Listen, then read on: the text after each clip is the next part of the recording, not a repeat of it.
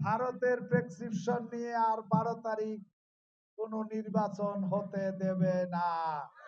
আমরা একটি বৈষম্যহীন বাংলাদেশ দেখতে চাই, যেখানে আউলিয়ার হাটের একজন কৃষকের ছেলেও বাংলাদেশের প্রধানমন্ত্রী হওয়ার স্বপ্ন দেখতে পারে।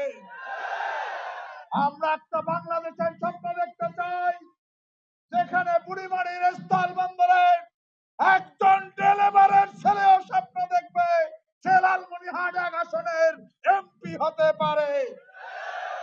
এই বৈষম্যহীন সমাজ শুধুমাত্র 12 তারিখ হ্যাঁ ভোট বিজয়ী হলেই সম্ভব হবে। হ্যাঁ ভোট বিজয়ী না হলে যারা আজকে বলছে ভোটের পরের দিন বাড়ির থাকিস, দেখে নিন কেমন করে থাকিস, তবে তাদের উদ্দেশ্যে বলতে চাই, যারা 41 সাল পর্যন্ত ক্ষমতায় থাকতে চেয়েছিল, আজকে কি তারা কেউ আছে?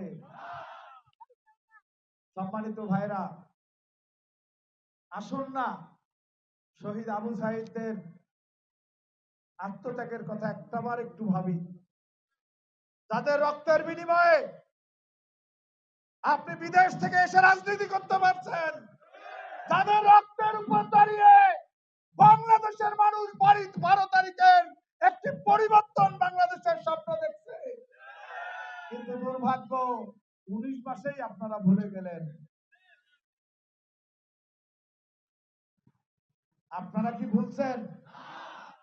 আপনারা ঐক্যবদ্ধ আছেন? আপনারা জানেন 11 দলীয় জোটের স্লোগান হচ্ছে ঐক্যবদ্ধ বাংলাদেশ। আমরা আপনাদেরকে সাথে নিয়ে একটি বৈষম্যহীন, সন্ত্রাস মুক্ত, চাঁদাবাজ মুক্ত, বৈষম্যহীন একটি দুর্নীতিমুক্ত বাংলাদেশ আগামী 12 তারিখ উপহার দিতে চাই ইনশাআল্লাহ।